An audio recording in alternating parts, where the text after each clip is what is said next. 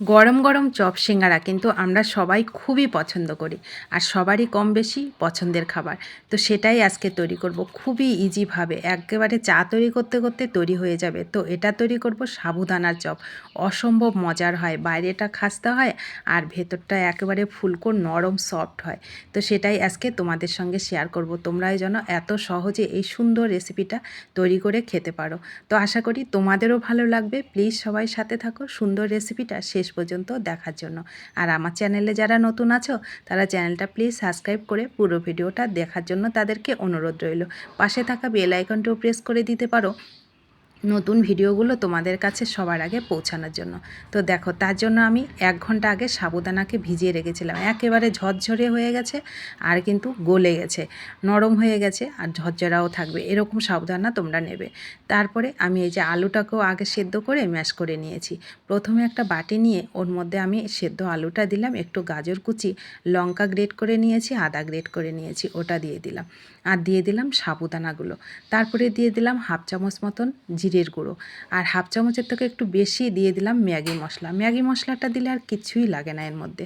তারপরে পরিমাণ মতো একটু লবণ আর কালারের জন্য একটু হলুদ দিলাম আর 1 চামচ চিনি দিলাম। একটু লঙ্কার গুঁড়োও দিলাম, একটু ঝালটা বেশি করব বলে। তো তোমরা যেমন ঝাল খাবে সেরকমই দেবে। ভালো করে মেখে নেব, অসম্ভব মজার হয়। তো এখানে আমার বেকিং পাউডার আর কর্নফ্লাওয়ার দিতে ভুলে গেছিলাম। তো সেটাই 1/2 চামচ বেকিং পাউডার দিলাম আর 2 চামচ মতন কর্নফ্লাওয়ার দিলাম। এই বেকিং পাউডার আর কর্নফ্লাওয়ারের জন্য কোনো রকম ভেঙেও যাবে না, আর বেকিং পাউডার দেওয়াটার জন্য একেবারে ভেতরটা নরম হবে, ফুলকো ফুলকো হবে, অসম্ভব মজার চপ রেডি হবে। তোমরা যদি একবার এইভাবে চপগুলো বানিয়ে খেতে পারো না, আর মনেই হবে না যে বাইরের থেকে কিনে খাবো। খুবই ইজি তৈরি করা যায়। শুধু সাবুদানাটাকে আগে ভিজিয়ে রাখতে হবে আর আলুটাকে একটু সেদ্ধ করে নিতে হবে। একেবারে চা তৈরি করতে করতে এই সুন্দর চপটা তোমরা বানিয়ে খেতে পারবে, অসম্ভব মজার হয়। তো দেখো, আমি ভালো করে মেখে নিয়ে হাতটা ভালো করে ধুয়ে নিয়েছি, একটু তেল মেখে নিলাম। তারপরে এইগুলোকে শেপ দিয়ে দিচ্ছি চপের শেপে। তোমরা যে কোনো শেপে এইগুলোকে তৈরি করে খেতে পারবে, অসম্ভব মজার হয়। বাড়িতে অবশ্যই একদিন তৈরি করে খাবে আর ভালো লাগলে সবাইকে শেয়ার করে দেবে, সবাই যেন এই সুন্দর রেসিপিটা দেখে তৈরি করে খেতে পারে।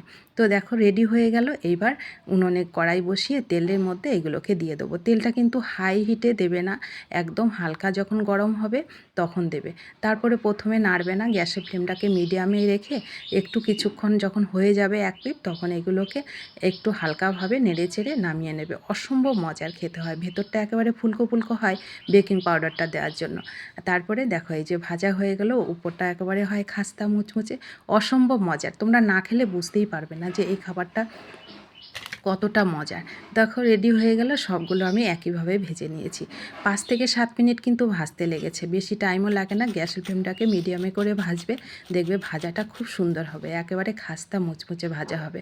তো ভালো লাগলে সবাইকে শেয়ার করে দেবে, আর ইউটিউব থেকে দেখলে ইউটিউব চ্যানেলটা প্লিজ একটু সাবস্ক্রাইব করে দেবে। যারা সাবস্ক্রাইব করেছো তাদেরকে অসংখ্য ধন্যবাদ। আমি আজকে তেঁতুলের চাটনির সঙ্গে পরিবেশন করলাম, তোমরা যে কিছু দিয়ে এটা খেতে পারবে। তো তোমাদের সঙ্গে দেখা হচ্ছে পরবর্তী ভিডিওতে। তোমরা সবাই ভালো থাকবে, সুস্থ থাকবে। সুন্দর রেসিপিটা তৈরি করে অবশ্যই একটু খাবে, আর খেয়ে কেমন লাগছে সেটা একটু কমেন্ট করবে। কমেন্ট না করলে কিন্তু বোঝা যায় না তোমরা আমার রেসিপিগুলো কেমন পছন্দ করো। তো সবাই ভালো থেকো, সুস্থ থেকো। সবার সঙ্গে দেখা হচ্ছে নতুন কোনো রেসিপি নিয়ে। ধন্যবাদ।